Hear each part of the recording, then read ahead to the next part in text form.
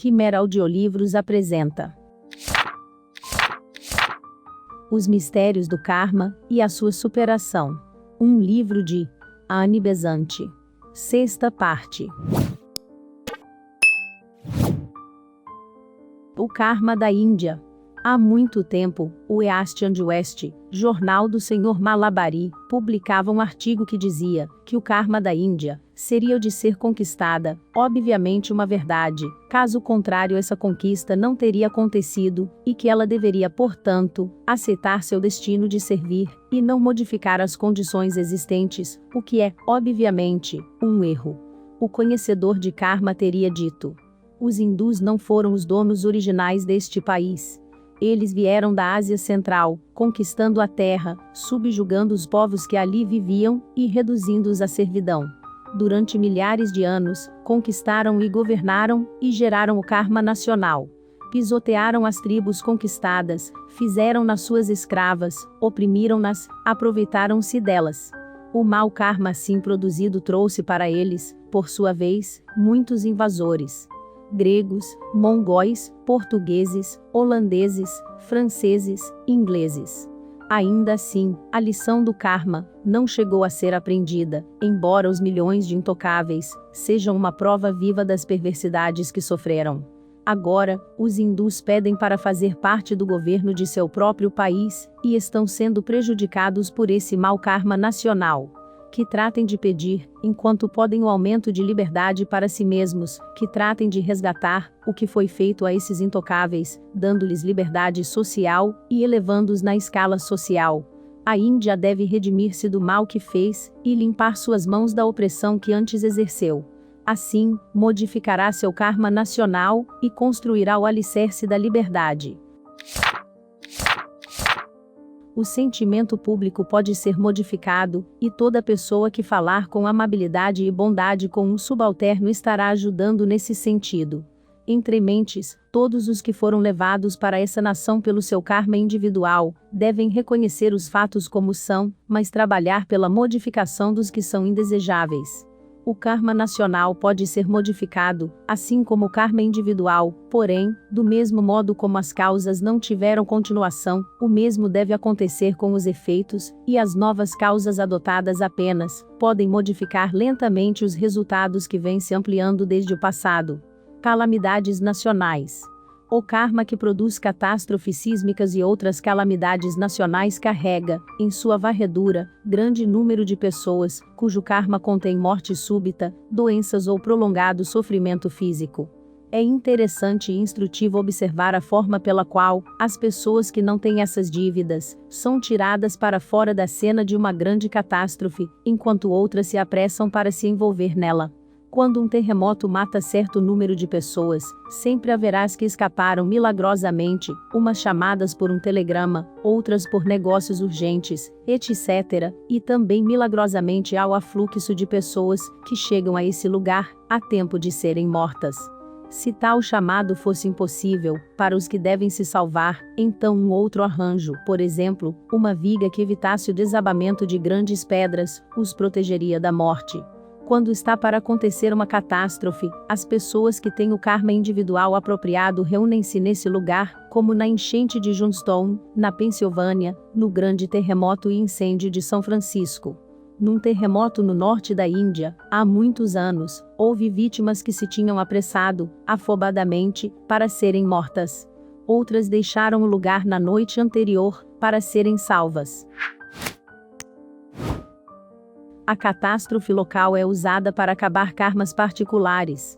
Ou um carro que está levando uma pessoa para a estação, é detido por um bloco da rua, e a pessoa perde o trem. Ela se zanga, mas o trem sofre um desastre, e ela está salva. Isso não quer dizer que o bloqueio estava ali para fazê-lo parar, mas que foi utilizado para esse fim. Em Messina, os que não tinham de morrer foram resgatados dias depois do terremoto, e em mais de um caso, foi possível fazer chegar comida a eles, para mantê-los vivos, comida essa trazida por um agente astral. Em naufrágios, a segurança ou a morte dependem do karma de cada um. Algumas vezes, um ego tem um débito de morte súbita a pagar, mas isso não estava incluído na dívida, que precisaria resgatar durante a encarnação presente, e sua presença em algum acidente provocado pelo karma coletivo oferece a oportunidade de resgatar sua dívida antes do tempo. O ego prefere agarrar a oportunidade e livrar-se do karma, e seu corpo é abatido com os dos demais. Como o ego seleciona características individuais desenvolvidas numa vida podem levar seu dono, em outra vida, para uma nação que lhe ofereça facilidades peculiares para exercê-las. Assim, um homem que desenvolveu uma mente forte, prática, apta para o comércio, nascido, digamos, na casta Vaisya, a dos comerciantes, da Índia, pode ser levado para os Estados Unidos e ali tornar-se um grande empresário. Em sua nova personalidade ele verá que uma grande fortuna só é tolerável quando usada para propósitos nacionais, e levará para a América o ideal Vaisya, que diz que um homem, reunindo uma grande fortuna, torna-se como que o administrador de um lar nacional e deve distribuir sensatamente, para benefício geral, os estoques que acumulou como posses pessoais. Assim, o velho ideal será plantado no meio de uma nova civilização, e irá espalhar-se para o exterior, através de outros povos. O karma da Inglaterra. Uma nação colonizadora, como a Inglaterra, muitas vezes se torna culpada de muita crueldade ao se apoderar de terras pertencentes a tribos selvagens, que os colonizadores expulsam. Milhares morrem prematuramente durante a conquista e subsequente instalação. Esses povos têm uma reivindicação kármica a fazer contra a Inglaterra, coletivamente, bem como contra as dívidas dos atuais ocupantes de seu território. Essas pessoas são levadas para a Inglaterra, nascem em seus bairros miseráveis, formando uma população de criminosos congênitos, gente sem moral e de mentalidade fraca. O que lhes é devido pela consumação sumária de suas existências anteriores, deveria ser pago com educação e treinamento, acelerando, assim, sua evolução, e retirando-os do nível de natural selvageria em que se encontram. A Revolução Francesa.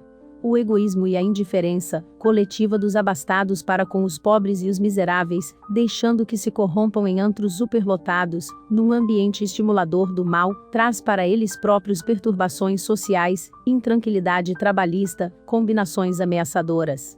Levado ao excesso na França, durante os reinados de Luís XIV e de Luís XV, esse mesmo egoísmo e essa mesma indiferença foram as causas diretas da Revolução Francesa e da destruição da coroa e da nobreza. Ensinados pela teosofia a ver a ação da lei kármica na história das nações, bem como na dos indivíduos, devemos ser forças para promover o bem-estar e a prosperidade nacional. A mais forte causa kármica é o poder do pensamento, e isso tanto é verdade para as nações como para os indivíduos. Um nobre ideal nacional. Manter um nobre ideal nacional é pôr em movimento a mais poderosa força kármica, porque para esse ideal estão sempre fluindo os pensamentos de muitos, e ele se torna mais forte por esse influxo diário. A opinião pública modifica constantemente o teor da sua influência, e reproduz o que é constantemente exibido para sua admiração. A força do pensamento é acumulada, até que se torna irresistível e ergue toda a nação até um nível superior. Os conhecedores do karma podem trabalhar deliberada e conscienciosamente, seguros do seu terreno, seguros dos seus métodos, confiando na boa lei. Assim, eles se tornam cooperadores conscientes da vontade divina que trabalha pela evolução, e ficam repletos de profunda paz e de alegria infinita. Assuntos abordados. O que é karma? Como curar karma? Como se libertar dos karmas? O que é karma? Karma e vidas passadas. Entenda seu karma. Karma na minha vida. Karma espiritual. Como se libertar do karma? Como curar karma familiar?